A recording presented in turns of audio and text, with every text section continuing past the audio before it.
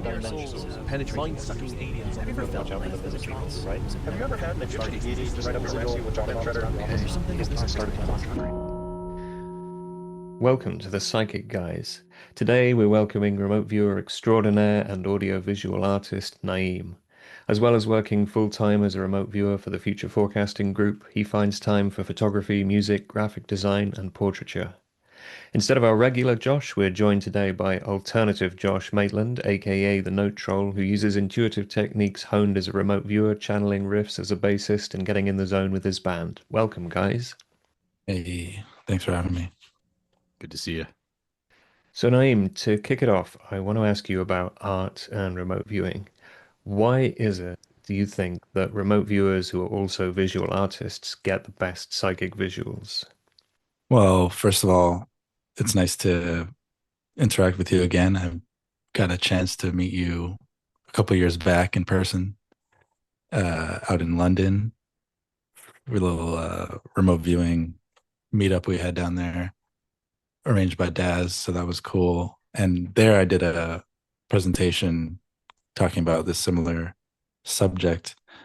Uh, um, Visual artists and remote viewers have a lot in common.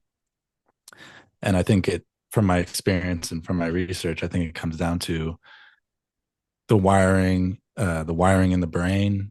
It's kind of like, someone who works out and stops working out, if they ever get back into going to the gym, there's kind of like a muscle memory there that gets reignited. It's like your body has a certain memory that kicks back in. And I think the same circuitry that a remote viewer uses is very similar to the circuitry that an artist uses when it comes to visual input. And that has to do with, in my opinion, has to do with the left and right brain hemispheres and the kind of the functions that are predominant in each of those.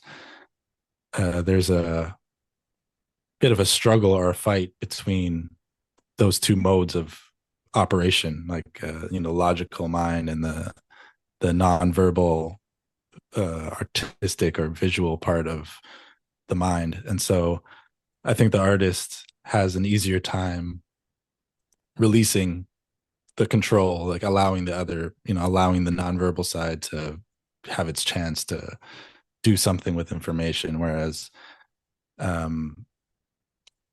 other people who may not be as familiar with functioning in that way have the struggle where it's like, what's going to happen? How does this work? Rushing in to fill in the gaps with something that you got to say something, got to put something in there. So I So think it is that mainly like comes the down to, intellect driving the process or giving it over to the right brain? So like when you're a beginner at something and you're trying to think, oh, I'm drawing this portrait, I need to like divide the face with the lines and measure it and do the eyes like this, and you're kind of like you're thinking thoughts, and then when you have the practice in doing it, it's just like it just kind of comes out of the pen. It's just in there and happens. So it's about like training the right brain to kind of take over the process and do it automatically, right? yeah, one of the worst things to do while you're, especially when you're first learning how to draw things like faces, is to like name the things as you draw them, like to say, oh, now I'm drawing the eye. Like when you do that, your symbol, like your mental symbol for an eye, Mm. is what you end up drawing, which is like a two-dimensional. Yeah, I remember your presentation on that. It was awesome. So it's like a cognitive dissonance thing. Two different inputs end up coming into your awareness at the same time. Like what you see, okay, I want to draw this face, and then what your kind of your memory symbols come in, and they say, oh, well, a face is a circle, and the eye is a circle with a dot in the middle, and it's like it becomes hard to like um, draw what's actually there. So When my kids were really small and they were like just starting to learn to draw, and they start off just drawing scribbles. So they start in stage one drawing ideograms, I guess. And then they start drawing those symbolic drawings where like a hand is just an oval and the fingers are like lines. And I was looking at their scribbles they're drawing like these look just like my remote viewing sketches because I've always neglected my drawing ability. It's not my strong suit. Yeah, that's something I talked about back in London, and I did a talk for Irva on the same thing here. It's like wherever you stop your development in art, it's that's where you're going to pick it back up. Like whenever if you ever try and draw again, like a lot of people stop drawing when you're a child, and then at some point when you're an adult, it's like for whatever reason, it's like okay, I end up having to draw something, and you try and draw, and it's like you're embarrassed of it. You know what I mean? You're like, oh my god, this looks horrible, and it's like that part of you that was developing the drawing, it just stayed at that same level. You know what I mean? It never really got a chance to develop any further. So I think that's like it becomes very evident in the remote viewing community. You know what I mean? As an artist looking at it, it's like, yeah, remote viewing is amazing and it's so interesting to me. But then after a while, looking at the drawings, it's like, especially in my opinion, people, especially skeptics or just people who have doubt and just don't know what it is, looking in from the outside, it's going to be hard for them to take it seriously if the drawings are all very childish. It's like because in their mind they're thinking, well, this person is saying they can see a Yeah, distant yeah. location, or you know what I mean? Yeah, to them, oh, this guy is saying he can see what's out there.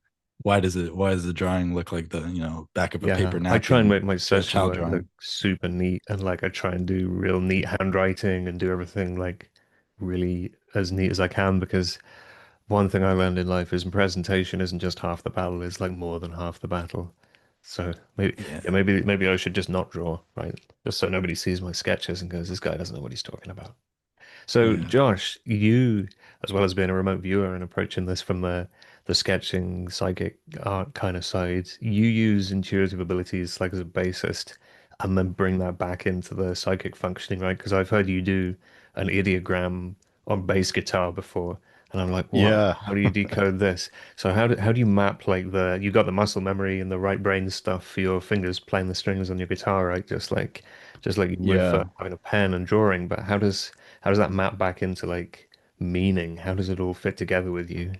So I haven't done a ton of those. I call them audiograms, but that's sort of the this thing I I play think with a someone little probably bit. trademarked that already, that Hopefully it was me. Maybe I did it when I wasn't paying attention, but yeah, it's interesting. It's a really weird feeling because I'll intend to do it and then I'll pick up the bass and sometimes I'll trigger it with a regular ideogram or I'll just say, let's go or whatever.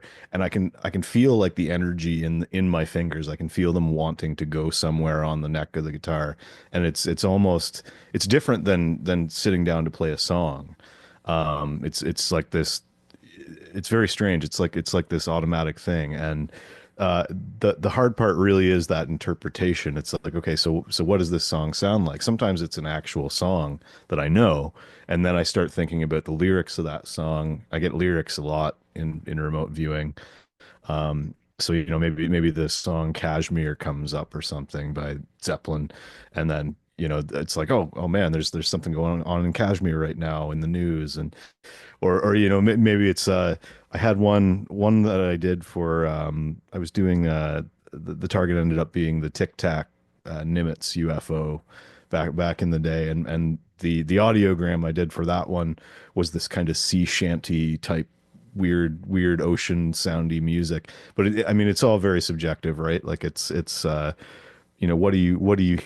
what do you feel from that music that comes through? What does it mean to you? So in that Tic Tac case, for example, I was like, okay, this feels like something that's happening, out at sea. And that was all I really did for that. And then I dove into a more, traditional Mm. remote viewing process from there. With those things, with the interpretation, I always feel like you should just go with whatever the absolute first thing to pop into your head is because it's trying to tell you something and it's going to Yeah. do whatever is going to make you have that thought. So if you have that thought, that's the thought you're supposed to have, even if it's dumb or random or like really contextual. And it means like Yeah. the same thing can mean different things on different days. Is that Hmm. true for you? I would say so. I think sort of to Naeem's point before, about that sort of left brain, right brain split thing. It's almost all, it seems to be about getting out of your own way. and just getting into that flow and letting that flow guide you and trusting that flow, which from the experience of being on stage and playing music, I'm very familiar with the flow. That I live for the flow, certainly on the weekends anyway, and it's being able to kind of kick into that mode at will is very useful. And I find with remote viewing, the cool down is kind of the thing. Sometimes I'll do the audiogram thing, but even if I don't do that, if I just do the cool down, that's kind of the way to sort of get myself to that flow point, that 0 point state where you kind of dissociate, I guess is maybe the wrong word, but where you kind of move into the gnosis It's just like state, I guess letting it go would of be. conscious control and Yeah, yeah. and just letting stuff come through and trusting it and not over analyzing things. Because that analyzing again is that's the left brain stuff coming Yeah. back in. That's a But classic thing with sports, isn't it? Like beginner's luck in sports. You pick up a golf club or a snooker cue or whatever, and you never played the game before, and you'll play some like amazing shots, and then after that, your performance will just plummet, and you'll be down to like complete noob. You will never be able to recreate yeah, that because like the ego and the left brain just gets involved and is like, oh, I did that. Let me do it again. Look, I'll show you. All I need to do is just think about it, and then the whole thing just goes to shit, doesn't it? So, and it happens with remote viewing too, right? oh Like yeah. I've seen it with students. I had it myself. My very first session, the target was like a roller coaster, and I drew the roller coaster, the car on it exactly, and I was totally blown away. And then my next one was just a total flop. But from there, it got better. But yeah, there's something to that sort of surrendering to the process, I guess, which I think most artists and creatives would be familiar with. Getting into that point where you're just going with it and you're letting whatever is coming out of your creative faculties and letting it do its thing, putting it down, whether that's on tape or on a piece of paper or whatever your medium is that you're working with. So, Naeem, I know you taught CRV before, but you're doing a class in HRVG now, right? Yeah, yeah. Did a couple of them already, like during last year, leading up to this year. Did a few courses and got one starting this weekend. Oh wow. Actually, You got any got a new places one. left? I mean, there's no point advertising it on this podcast because the Yeah, course will probably be done by the time I get this edited. But yeah. We do them. They last 10 weeks, 6 lessons over 10 weeks, and we usually start up a next one like a month and maybe like a month break in between, and then we start it up again. But that's been through FFG, and yeah, it's been pretty awesome. is that just To for FFG subscribers, or can anybody sign up for that? No, anyone, yeah, anyone can sign up for it. Had a lot of really um, a lot of students who some had remote viewing experience before, many who never done remote viewing and saw, I've seen our content and decided, hey, I want to see how that works. I want to see if I could do that. And yeah, it's just pretty fascinating to be on the other side. You know what I mean? Usually I'm the one doing the remote viewing, and now it's like I'm giving out these targets, I'm showing people the steps, and then I just wait and see what they give back. And it's like, whoa, like, Yeah, it's so exciting, isn't it? Like, yeah, because when you're doing the remote viewing yourself, you're really trying not to get excited about it and not get attached to the outcome. And it's just like I'm just going to do my process, going to do my thing. I'm going to get in the flow state. But when your students are doing it, you can be like, "Come on, yeah, that's amazing. That's so cool. You're gonna love it when you get yeah, feedback. You can have all those emotions that you're not allowed to have as a viewer." So sorry, I got like way sidetracked there. Because we were talking about flow state and like flow state in the context of remote viewing, but also music and art.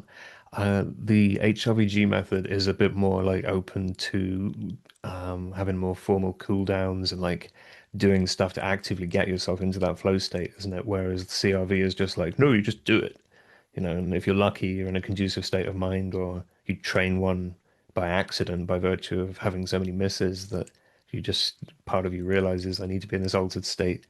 but HRVG does it more actively, right?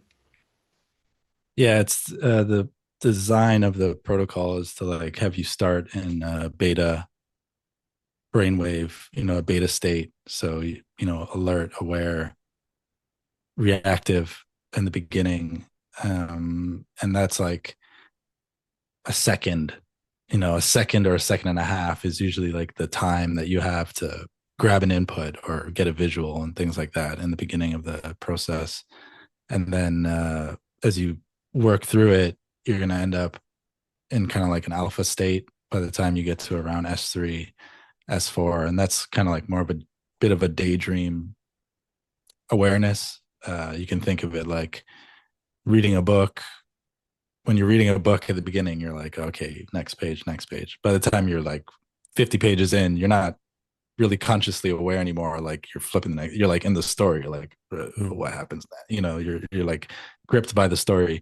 So the protocol kind of does that to you, in a good session. When you're really when you get a good session like that, it's like you're getting gripped by the story of the data, and that brings you to that moment in S4 where it's like you have this like little daydream for 12 to 15 seconds. I close my eyes, and that's where the magic happens all throughout. But I'd say that's like the aha moment usually happens in S4 where it's like, I see it, or you get this input that takes you down a road. We call it cascade, S4 cascade, because you get one thing and then it's leads to another thing and another thing, and it just cascades out, and you could end up talking about it for 20 minutes if you just kept going and going. Well, I guess you can end up if the left brain is still kind of sneakily awake or in charge of driving that process interfering, you just end up castle building and going off on one really badly there as well, though, can't you? It's like it's a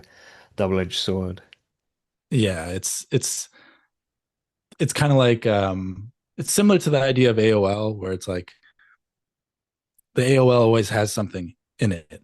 Yeah. You know what I mean? There's something behind the AOL. So once you get to Cascade, it's like you get a word and you don't know, how does this relate, or you're doubting it.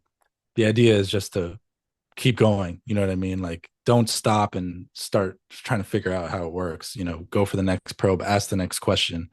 I like to think of it like playing music. Like, you can play a song and get some notes wrong, and everyone's still going to know what the song was, right? People are still going to recognize that song. It's like, yeah, you got a note or two wrong back there, but the song is still recognizable.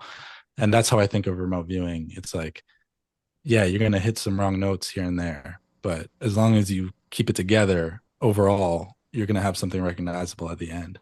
And then after S4, we have advanced protocols like S5, which is kind of like ERV state.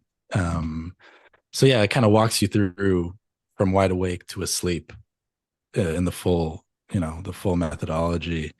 And yeah, it's a lot of fun. It's been a lot of fun getting a chance to teach it and seeing the results that students have been getting. Well, I love that. I love that term cascade for the S4. When you said that, I got that image of when you're playing solitaire on a PC and you win, and the cards just all spew out like that's what came We're to all my head doing when it. you said that. No, that's really cool though. Yeah. So one of the first things that we try and teach the students, I guess it would be the main differentiating thing in HRVG, like the thing that's different than most other remote viewing protocols, is like the closing your eyes and developing the visual aspect. This whole technique and the whole methodology is based off of techniques from Dr. Richard Ireland, who was a psychic.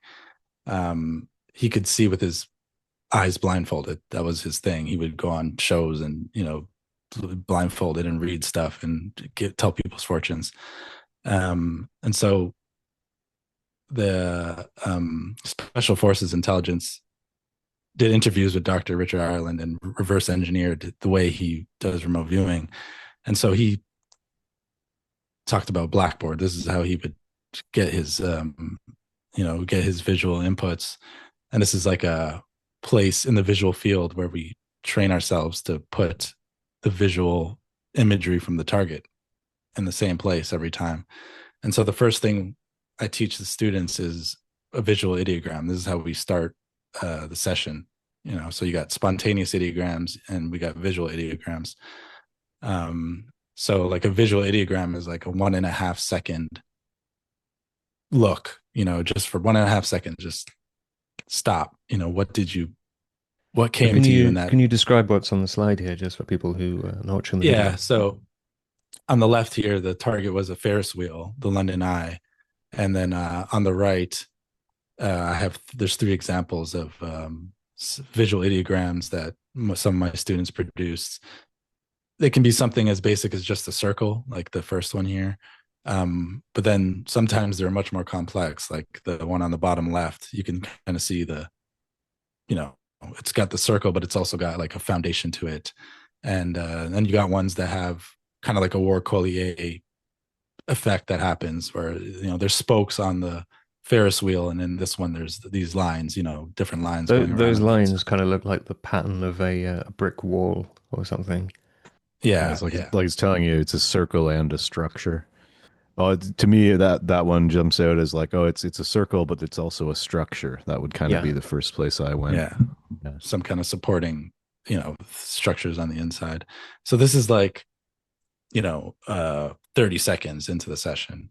This kind of data would have been produced right at the beginning of the session. Wow. Here's another example. The target was a helicopter, and you can see the visual ideogram has like a central axis with the spoke like going off the side. So visual ideogram isn't necessarily like, oh, I see the target and it's a helicopter. That can happen, but it's usually something more subtle. You know what I mean? Like an outline, a shape, a gross visual of what something at the target or what the target is. So this is like a good example of like what I guess I would expect from, a beginner level type visit. It's like, okay, you get this, you look back on that and you say, okay, I was probably seeing something at the target there. You know what I mean? Yeah, for sure. And then sometimes, like I said, sometimes you do draw the target. You might not know it, but it's like, sometimes you end up drawing the target. This is an iceberg. It's kind of got a pyramid type shape to it, like 2 peaks. And my student Aaron drew the 2 peaks and even got kind of like the shaded area in the right place too. So that's like starting a feedback loop with that visual part of yourself, right? Because when you first start doing this, you're going to be obviously saying, I don't see anything. You know what I mean? Close your eyes and it's dark. So this is like starting to play a little game with your subconscious where you're saying, okay, here's the target. I'm going to close my eyes. Give me something. And then you get the feedback, and through repetition, you develop that ability. Then we do something called Playfair. And this is similar to like S2 in CRV, low level data, 5 sense stuff, sights, sound, smell, taste, temperature, and texture. So we're looking at a table. There's a table, with columns and rows that has, we call them galleys. So going horizontally is a galley. So from left to right is a line of data that has a sight, that has a sound, a smell, a taste, a temperature, and a texture. And everything in that line is associated with each other. So whatever that sight is, it has a sound that is tumbling, it has a chalky smell, it has a cool temperature, and it has a sandy texture. So this is kind of like a more organized way to collect data. Because sometimes when you do like an S2, it's like you're getting all these colors and sounds and textures, but it's like what goes where, what's associated with what. It's kind of disorienting. So this is like a puzzle. This acts kind of like a puzzle playland where it's like you got all these lines of data that should be coherent. You have coherent lines of data. So Playfair is where we start to collect low level data. This is also like 1.5 second sights and 1 second of probing for your sensory data. The next thing we teach is S2 Playfair, which is another iteration of Playfair. So it has the table with the rows and the columns. But instead of, I forgot to mention, when we do Playfair, we're probing a spontaneous ideogram. We also create a spontaneous ideogram. So when we're doing this Playfair matrix, we're probing the ideograms to get all this data out of, So is that the stuff data. that's in your sites column there? So that isn't like a stage 3 sketch. It's a visual ideogram. Is that correct? We're looking on Blackboard, but we're probing an ideogram. So we're probing an ideogram and we're closing our eyes. Are you probing the initial ideogram, like the ones that you were just showing us? No, I didn't put them in here, but we create a spontaneous ideogram. We write the target ID. I see, right. So it's just not ideogram. shown on the screen there. Yeah. So probing that spontaneous ideogram, we're probing it for sights. We're probing it for sounds, smells, tastes, temperatures, and textures. In S2 Playfair, we're probing what we call Nemo, which is the little face icon with the lines on it that people have seen before. And this is like uses NLP posture. So instead of getting information out of the ideogram, we're recalling information from our awareness using NLP, like, remember a sight, remember a sound, remember a smell. So the idea is, once you've created an ideogram and you've done Playfair, your subconscious has a whole bunch of data in there. It's not consciously, you're not consciously aware of it. So in S2 Playfair, we're remembering that, we're recalling that data. It's like, okay, what's the sight? What's the smell? What's the sound? And we're using NLP posture, eye movements to kind of like reverse engineer what would happen in real life. Like, when you remember a visual in real life, your eyes go up and to the left as you try and remember, oh, what did that look like? So in the remote viewing state now, we're putting our body in that posture to recall target imagery instead, or a sound from the target or a smell from the target. So S2 Playfair is the second iteration of Playfair. Sometimes the data can get more detailed here. It can like take a step up, that kind of like that aperture, so to speak, can kind of like widen a bit here. And from there, we have also something called phonics. And these are two different students work here on the same target. The data is very similar. Rocks crumbling, rushing water, dripping, crumbling, sand, dirt, a lot of natural outdoor impressions. And then we have what's called phonics. This is like where we dump some words out of our awareness. And I put this in here just to show that they both wrote Arizona in their phonics. And one of them wrote the Grand Canyon. So these are just like different ideas that might have been, filling up in their head as they're collecting data. You got just for listeners as well, that's the first word they've written after the heading. They've just done S2 phonics, and then immediately Arizona has popped out. That's funny. Yeah. And was it in Arizona, or is it? Don't tell me this is the iceberg. No, this is a different target. But here's the S3. So S3 is like what we call a site sketch. So this is where we take all those lines of data from Playfair and the visit and everything that's been collected before, and you have to intuitively scale it and put it on the page somehow. So figure it out. Where did the rocky thing go, and where's the water, and where's the crumbling, and try and fit it together on a single page. So here's the two different students did this. This is their S3s. So you can see they both have they both have a cliff. They both have water there in an open area. And a big kind of open spot in the same spot on the page too, like a deeper part of the water. That's cool. Yeah.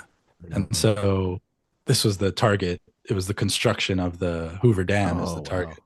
And that's Hoover Dam is on the Colorado River, which is between Nevada and Arizona. So nice. And one of them had Grand Canyon in there as well. So it's very, it's not exact, but it's like those details are popping up in the book. It's very wild, isn't it? Because it's a big ass canyon in Arizona.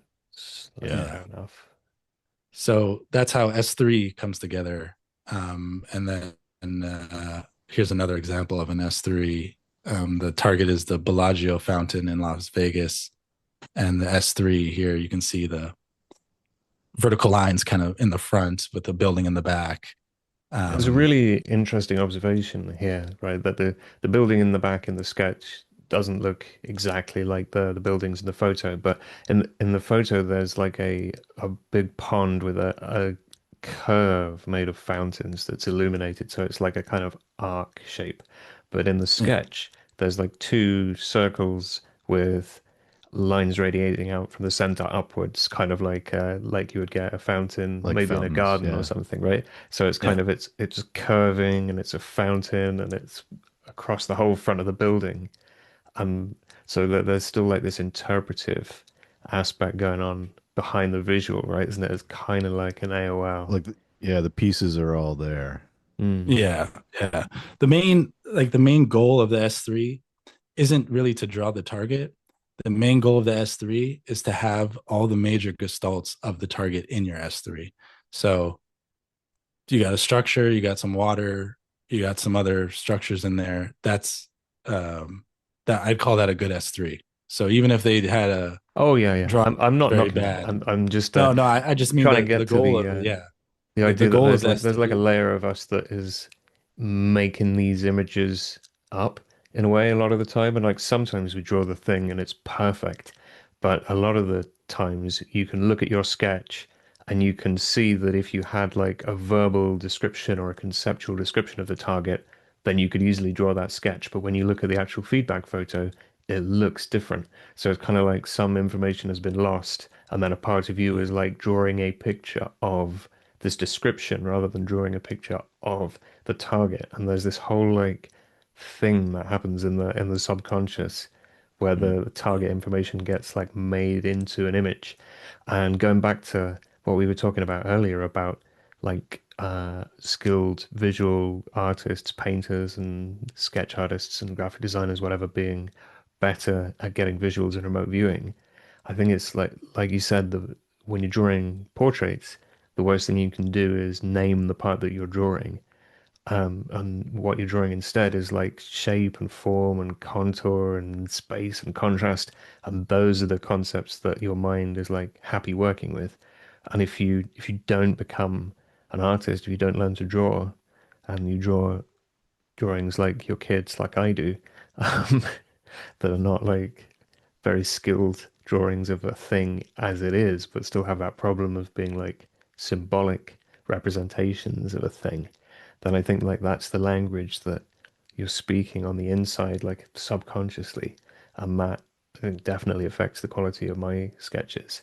And that's like my hunch as to why, yeah, really skilled artists get visuals which look exactly like the target because they're not saying there's a curved fountain. They're just like looking at the contour of the thing and the negative space and the contrast and all of the like the lower level nitty gritty graphical visual elements that make it up rather than like labeling things and going, that is a fountain, that is a building. They're just looking at shape and form. Yeah. I mean, one of the fundamental things of art Yeah. is the skill of looking at something and then translating that to paper. Like I don't consider myself a visual artist, but I took classes up to grade 11 or whatever, and I drew a lot as a kid, and I do engineering, which is more technical drawings, but the uh, the idea of translating something that you see into something on paper or something even just in your mind onto paper, say if you're designing something, that in itself, I think, is a skill, and anyone who has that skill or who has practiced that skill, that skill would likely translate into any remote viewing they might be doing. Oh, So Josh, you got a course out on intuition, that's like remote viewing, but with loads of other stuff, right? It's yeah, not I mean, just like a narrow remote viewing course, it's a much broader intuition it's thing. Do you deal with yeah, it's flow in there explicitly? I sorry, mean, didn't hear you there. oh, do My you deal my internet explicitly cut out for a second. with the flow state in the course? Like, how do you approach helping people to get into it? Because there's this difficulty, isn't there? Like when we're learning art or music or remote viewing, that we've got to like step through things with the intellect in this really like, and then I do this and then I do that until it like goes in and becomes muscle memory. And while you're doing that kind of paint by numbers approach, you kind of suck. And then once it goes in and becomes automatic, then it can like flow and be good. So how do you cross that particular bridge with your students? So, I mean, I think to a point, practice is going to on its own allow you to get there. But I have a few different exercises and stuff that are super basic things like go for like ask yourself a question, go for a walk and see if you get an answer, stuff like that.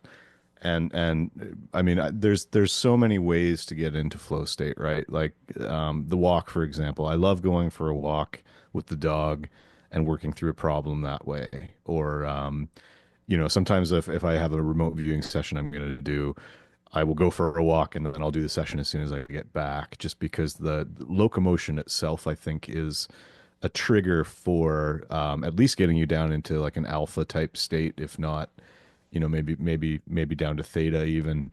But it puts you into that place where you're sort of, particularly if you're out in nature, there's so much novelty in nature that your novelty tends to, I think, eliminate that left brain. There's something about novelty that, and when I say novelty, I just mean if I'm out in the woods, there's a lot of stuff going on. There's a lot of plants, there's a lot of textures, there's a lot of sounds and smells, and you don't necessarily notice all that stuff specifically when you're out there, but the effect that it's having on you to, get out of your basement and go out into the world is that you're going to get into a flow state just by nature of engaging with the world. So, so there's simple things like that, but then, I also say like, I mean, I think I get a lot of musicians kind of coming to my stuff, and one of the other ones is, just go and do some music, like go play some guitar or some piano or whatever your preferred creative thing is that you do, because that creative thing that you do is your kind of most practiced method of getting into flow state no matter what. So whether I'm having them do that as a cool down or I'm just saying, I call it the Rockstar Intuition Challenge. The challenge is to do something to trigger your intuition every day. And so whether that's doing a remote viewing session or just doing, working on a song or something like that, the idea is just every day do something that's going to put you into flow state and be aware of how you feel when you're in that flow state. Because the more aware of it you are, the more you learn what it is, and that you're actually there and that you can then utilize it. I mean, you're going to utilize it anyway, but I think it's important to kind of do that self-reflection thing and learn what flow state feels like, and how to once you know how it feels, when you're there, and then I think it just gives you more confidence. Certainly as a musician, that it works that way for me. I've played enough shows now that I can get up on stage. I don't need to really prepare. I know that within 3 minutes of, my band, actually, what we do is we always start the show off with a jam. So we'll just, somebody will come up with a riff and we'll freestyle on it and figure something out and just get into a groove. And through that process, usually a lot of our best songs actually have been written that way. But it's also a great way to kind of kick off the vibe of the show, because usually people are out getting drinks or having a smoke or talking or whatever. So you can kind of quietly start plunking away, and it gives the sound guy an opportunity to get things dialed. But the real reason we do it is because it gets us into that flow state within a couple of minutes, and once we're there, we're ready to go. You just made me think of something. In the old TDSRV method, they do this thing like right at the beginning, which they call a transit line, where Mm, you kind of put your pen on the page and you deliberately draw something like maybe geometric shapes or just like angles or squares, or just you draw, but you just keep the pen down, you don't lift it up. And the aim is like you doodle, and then it's you consciously let go of control, like slowly. So you start off deliberately doing stuff, and then by the end of that process, your hand is just moving and it starts going like all over the page, doing like big movements. Yeah. Quite often, you'll draw like a picture of the target will be somewhere in there, like automatic drawing. There'll be all That's sorts how I of. do ideograms actually. I start with a loop, and then after that, anything that comes after that loop Mm. I know is Oh, proper this ideogram thing is stuff. like it's a separate exercise. It's a whole page that you Oh, fill with okay. this thing. You can take like some Interesting. seconds to do, and then you like put that to one side and move on, and you do the like their version of the The stages one standard through process. three Yeah. and do some other stuff. But yeah, it just made me think Cool. that's like getting into a flow, consciously letting go exercise. Just when you said let I go, think play some music to get intuitive. yeah, But I think it's important to make that intention to get into the state and then to do something that will move you towards that. And you put that intention and that action together and the rest will work itself out, I think. so, Naeem, did you have a few more slides? Because I think you're gonna get maybe into the more altered state end of stuff. Yeah, the S4 is like I would say it's like the end of the standard pen and paper type session. So like whenever I do a session for FFG or I work a target, like I'll do S1 to S4. I'll stop at S4. Um, Similar to like S4 and like CRV in the sense that it's the operational part of the session. So like this is where you would try and figure something out, you know, get a conceptual or move around the target or, you know, ask questions and stuff like that. Um, this is where we look on Blackboard for 12 to 15 seconds. So this is that daydream moment. So from the S3, you have your major gestalts, right? So you would say, okay, there's at a structure in the case of that last target, it would be like, okay, there's a structure there, there's some water thing, there's some other structures, and you would isolate each one and try and look at it. So you would say, I want to get a visual of the water or whatever, you know, whatever the gestalt is. This is a different target here, but what we do is we look on Blackboard. It's called a Blackboard rush. So for 12 to 15 seconds, you're allowing the visual, you know, the right mind to give you a visual image of what the target is. So this is two different two students Blackboard rush. Yeah, these are both showing like a kind of rising up, irregular thing. One of them says, does that say splattering next to Yeah, it? it says splattering rocky on this one. And then we have something called a cascade galley, and this is where we would be probing for more information. So you get a visual, and then you come over and you start probing for, you know, more smells, sounds, taste, temperatures, textures, conceptuals. So in this case, the land, they were looking at land here, and they see this splattering, kind of uprising, splattering rocky with this curved feature, and their probes are like splashing up lava, hot and rocky. That was their probes. And then for this was air. They were looking at the air gestalt on this one, so they also have this circular thing with, you know, something pluming up out of it, and their probes are gaseous, sizzling, hot, windy. Um, so that's, I guess, the one of the differences between, you know, how usually an HRVG session plays out. It's like when we get to S4, our anchor is like this visual, you know what I mean? So it's like you're there for a moment and now you're trying to remember what was there, you know, what was the sound, what was the smell, what was the sight, things like that. Um, and the target on this one was Mount Ruang eruption in Indonesia, a big volcano erupting. So you can see Right like on. that's how the, you know, the visual nature of it can tie in. And these were students that were doing, you know, the 10-week course, and I personally never did something this good in 10 weeks. Like it took me a lot longer to get to S4 and produce like a good drawing or a visual like this. So yeah, some of the students are doing some stuff that surprised me, you know what I mean? There's some amazing new viewers coming through now, isn't there? Do you think it's the hundredth monkey effect? Like people are just getting better. But, you know, I've said it before, but I think the best remote viewers in the world just don't even know what remote viewing is. They just never heard about it yet. So it's like they gotta learn about it and start doing it. I think the learning curve is a bit more difficult for the visual stuff, especially for people who maybe haven't been playing with that part of their mind for a long time.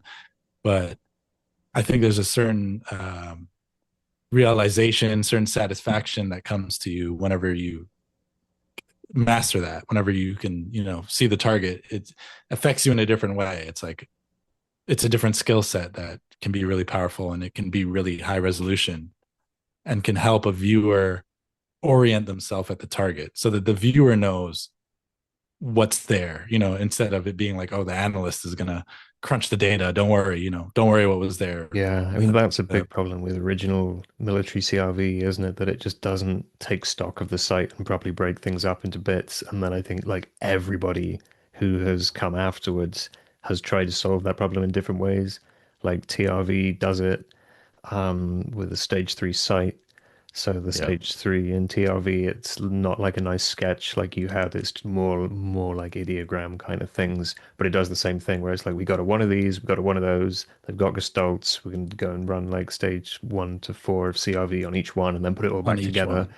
And Yeah. then I think like Lynn Buchanan's school of CRV, they do like a whole ton of ideograms, and then they kind of do a little bit of detail for each one, and then try and put it back together.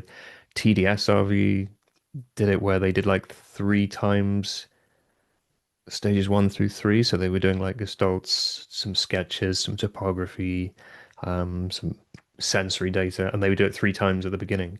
And it's like that. It's kind of good as long as there's 3 parts to the target. If there's the volcano's got like land and energy and liquid magma or something, that's great. But if your target's only got like one thing or it's got 20, then you're kind of screwed with the So I guess that was a bit back to the drawing board, but yeah, like everybody's tried to solve that problem, and I think a lot of those approaches work really well. But yeah, it's a big bug with military CRV. Yeah, I just think like looking at it as a technical problem, um, the highest bandwidth information stream that we have is our visual field. Like that's where, like as a human being, we're visually oriented. That's what Mm. we scan the room with our eyes. We use our eyes to as our I mean, first. it's like the highest perceptual bandwidth, isn't it? But is it the highest bandwidth for psychic data? Because going back to that fountain where the person's drawn like 2 little round fountains with a little squirter in the middle, but this fountain in the feedback photo was like this long curve that was a row of jets, one of these like really big theatrical, impressive things. And it's a totally different form, but like they've drawn round fountains that span the front of a building, and the photo is of like fountains that span the front of a building in a round curve, right? So they're kind of conceptually accurate, but visually not. So they've got like a visual that's really high bandwidth, but there's the danger that like because you're seeing so much detail, then like some of that detail is accurate and some of it you've just made up because you're like representing the target rather than drawing the target. Like how do you pick those two apart? Can you pick them apart? Yeah, I think, and this happened to me when I was first learning. Um, the visuals can sometimes be symbolic, like you're getting kind of like picture language visuals, Yeah. pictograms when you look on Blackboard. Um, or, and this happens all the time, I get a visual in Playfair, these kind of short, quick visuals in Playfair, which would have made my S3, like in that case, like the fountain. But then when I go to S4 and I say, okay, what's the water gestalt? And I look at it, then it's completely different. Then it's like a high resolution thing that actually looks more like the actual target. So it's tricky. It's not as straightforward as especially I guess for students who are just learning it. But I'd say there's a development even within learning the visual nature of it. Like you like I never used to see faces. Hmm. That would never happen until I was doing this for a long time, and then all of a sudden I started seeing faces. So I guess there's a type of rewiring and inner workings that Did develop you over like time. learn to draw portraits and then suddenly you could see faces in your remote viewing? Or was it the other way around? You started seeing faces and then you were like, oh shit, I should learn how to draw these things. It was a bit of both. It was like I started seeing things and I realized if I want to depict these properly, it would be nice if I could actually draw them. So Yeah. it was like coming from both sides. Because you could see some amazing things in remote viewing, but if you can't draw it, Mm. all that data gets lost, right? Now it's Oh just man, like, I've seen some stuff yeah, that's just it's like psychedelic kind of in its yeah, nature. It's impossible to draw. Like you could maybe have a go with like some really amazing movie special effects or something on 3D glasses, but there's just no, I cannot get it down on the page. It would take like weeks. Yeah, It's wild. had a couple targets like that too. What was your favorite one of those? It was actually investigating the mechanics of some UFO. I don't remember if it was the Tic Tac or another one, but it was like, how exactly is this working? And the only and I again, yeah, like I got all these psychedelic colors and this idea of what I ended up writing down as a reality distortion field, and that was kind of the best thing I could come up with, at least for what it was I was experiencing there. But Cool. unfeedbackable target though, so who knows? Yeah. Well, yeah, I have two favorite ones of those. One of them was unfeedbackable because it was source, like the source of the universe, kind of the edge of what we could possibly know within creation, and that was crazy beautiful. It was amazing. I named the target in that one because it felt so far away in time and was just this like overwhelming experience. It was amazing. I was so glad that I got to do that blind because you can't go into like what is the nature of God with any preconceptions, right? Yeah, right. So that was very cool. But not only could I not draw that, but it wouldn't do it justice.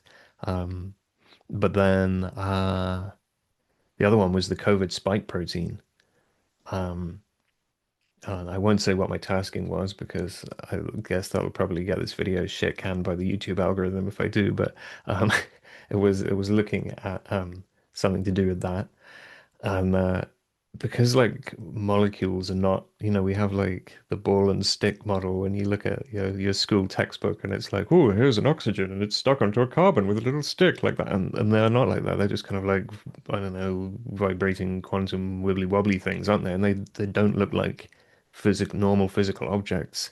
And at that scale, there's no Yeah. color, or there's no proper color because they're smaller than the wavelength of light. So everything, it's like, and they're not still, they're like in motion, these things. It's absolutely insane. So looking at that, I kind of looked at it from the business end down. So it kind of looked star-shaped or triangular or something, and it looked like this big rotating mandala and all this like psychedelic stained glass kind of. It was absolutely crazy. And in my sketch, I just drew like a triangle and was like, yeah, this was really beautiful, but I just can't even.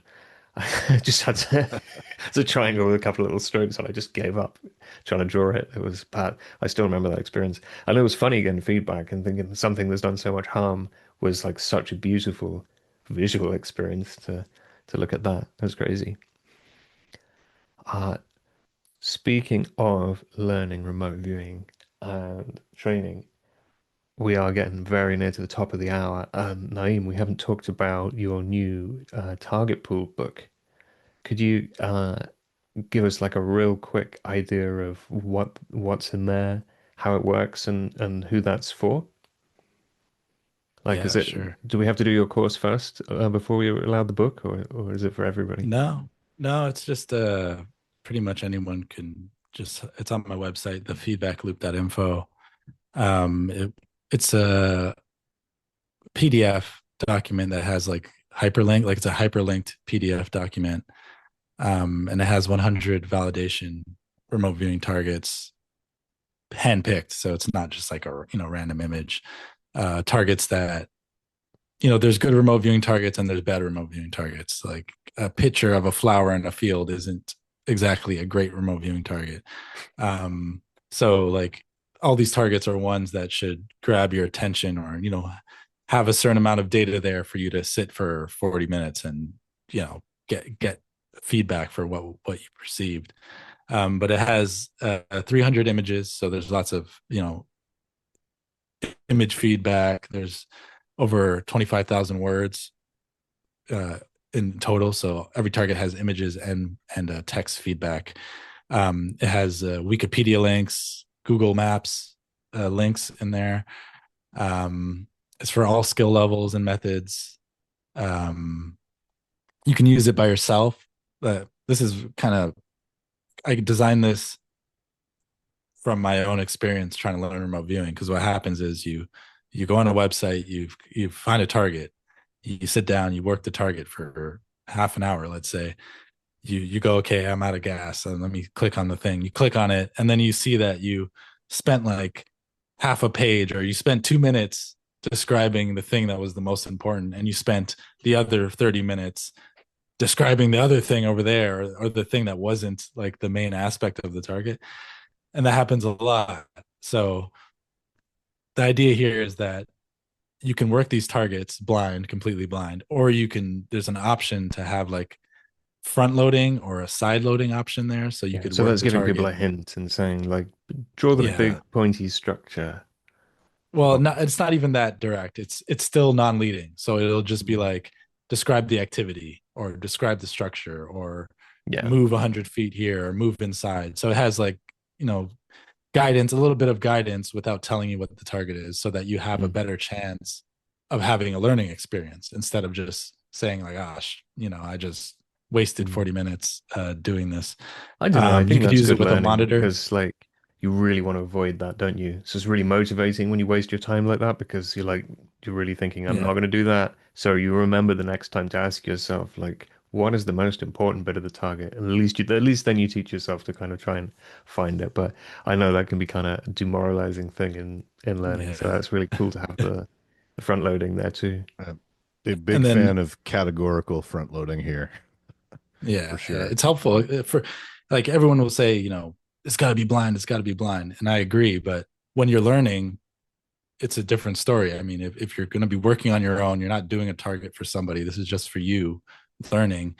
Yeah, front loading or side loading can be helpful for you to have a learning experience. And then also, if you have a partner, this happens to everyone in remote viewing. You find out about remote viewing, and then you tell someone, hey, make a target, someone make me a target. So, someone make me a target, and they have no idea how to make a target or what makes a good target, and they butcher it, and you end up wasting your time. So this book is another way where you can say, hey, here, pick one of these. There's 100 targets in Oh, here, that's just a pick good one of idea. these. And then you can even monitor me, because Yeah. you could look at it, or you could look and send me the hints. So you could use it alone, you could use it with monitor. And then it has like a journal on each target. So every target has a journal page. So you could, after you finish, you could take a couple minutes and say, oh, I did good, I did bad, here's how I felt, while it's still fresh in your mind. So you kind of have an archive. If you went through all 100, you would have 100 targets with the feedback, with your, kind of like your reflections on it, all in one place. And that's another thing that I think would be helpful, because I have like boxes full of sessions, but I don't I have. threw all that stuff out recently. Like I just put it all in the recycling. I kept a few sentimental ones. It's like I don't have the feedback for 90% of them. Like, they were off some website, you know what I mean? And some of those I sites are used gone to, now. well, I recommend everybody do this, that especially when you're training, when you finish your session, you get your feedback, to go back through your session with a different colored pen and like just Yeah. annotate it and draw in what would I have preferred to happen here. Like if you've done a sketch and you've done it a bit wrong, draw what you wish you'd drawn, write the stuff you wish you'd written, and kind of tell your subconscious mind, like, next time do this.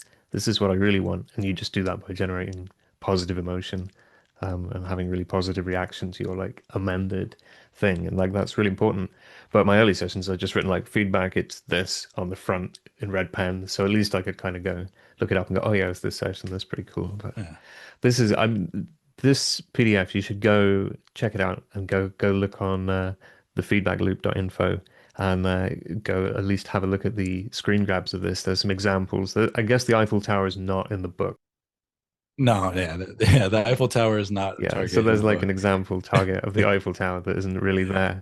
But the way this is arranged with the links and the page layout, it actually looks like you're using an app, but it's just a PDF, which is like a really creative and awesome use of PDF as a medium. That's the most the most work I've ever seen a PDF file do, and it's so nicely done. It looks like a really great thing to use. So I'd really recommend people go check it out. And if you get through Appreciate all that. 100 targets, you'll be a pretty badass remote viewer by the end of that, I would If you imagine. get through all 100 targets, then you send the PDF to Naeem, and he will actually send you a free T-shirt. Is that Yeah, correct? hey, if someone does 100, let me know. If someone completes all 100, because it took me forever to put it all together, honestly. Yeah. But yeah, you could use it on a desktop computer, you could use it on a phone, you could use it on a tablet, basically anything that opens PDFs. Most of those apps will support it. And then I also have a beginner's guide on my website, like a template, a blank remote viewing template that you can follow that has step by step. So like, yeah, even if you didn't know how to do remote viewing, you could kind of follow that blank template for a beginner and trying to get your feet wet. Got a target pool on my website as well with a couple targets there. So a couple resources there.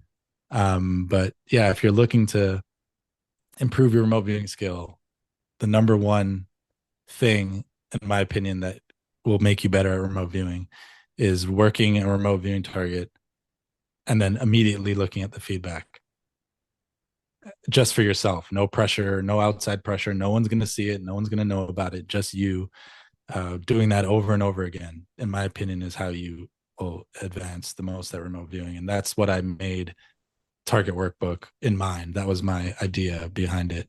So you have this thing there, 100 targets, and you could go through it all on your own or with a partner and have some rich feedback and a chance to kind of archive your work. So yeah. Yeah, there's no escaping practice, right? A really common question that I get asked is like, if I take psychedelic drugs, will it make me an incredible psychic? And it's like, no, you have to practice. It's like people saying, if I take psychedelic drugs, is it going to turn me into an amazing guitarist? And it's like, no, you still have to learn guitar. You know, you still have to Yep. learn to play scales and learn some theory and learn to read music. Like, you can't get away from that. You have to do that bit where you walk the left brain through it, and then we do this, and then we do that, and eventually it will go in and it will flow. Do you want to Yeah. wrap us up, Josh? Because we're Um, getting over the hour now. yeah, just I think it's important to do that feedback exercise, especially when you're learning. I've had this weird experience recently where I've been going back over some of my really really old sessions. When I first started doing remote viewing, I was doing a lot of news targets, like just 'cause I was fascinated by that idea of predicting the news. But I was doing my local news, and so I would say, okay, what's the top story in my local news every day? And I kept getting like really good hits on everything. And I've recently been kind of going back over those sessions and reviewing them now, like 5 years later, with all my other remote viewing experience, and turning it into some video content and stuff. And I'm almost wondering if I'm like retro causally impacting the quality of my work back then by doing my feedback now in the distant future when I've, kind of gotten some gains on the remote viewing muscles, I don't know, it's sort of a weird I think theory, there's but something to that. Like the more eyeballs yeah, you have on the session data, or the more seriously you take it, the more seriously you do the analysis, the better it's going to be. Like if you're going to have that yeah, data and be like, oh yeah, whatever, and just throw it out, it will suck. But if you sit there yeah, and you care about it and you pay attention to it, or loads of people care about it, then it will come out yeah, better for yeah. some reason. Yeah, and it Uh, kind of begs the question, like, are the good sessions good because they're, do we share our good Dude, you were sessions because supposed we're to good, wrap or are this they up, good and you've because we just share it? asked a really interesting question. And now we're going to get into like, is it retro causality or is it time loops, man? Maybe time isn't real. Like, no, Oh, we'll do I'm a that another terrible day. closer, man. Have to leave them in suspense with that one. Yeah, yeah. Yeah, Yeah, no, tune in that's next that's week that's for for the the next answers. episode. No, it is important though. The idea of feedback is, going over your feedback. That is how you close the time loop. That is how you bring everything home and create that situation where you're learning something. You don't learn until you do that process. I don't think. I think it is really critical. So it's good that your book has that journaling piece. I think that makes it a really uh, a strong learning tool for people, because not only can they run their sessions so they have all these targets, but they have a place where they can kind of side by side compare and jot those things down and put it all together. Awesome. Well, it's been great chatting with you both. Thank you ever so much, Naeem and Josh, for joining us today. Do we have any closing remarks, Naeem, before we sign off? Keep practicing. You don't learn if you don't fail. Oh, that's good. Yeah. I always put that as if you don't make mistakes, you don't make anything. I was up on one of the classrooms in my school, and it was probably the only thing I learned from that class. But right. Goodbye, Love it. guys. Thanks. Messages, penetrating aliens. Have you ever felt like physical treatments, right? Have you ever had an interesting right up your which on the something is started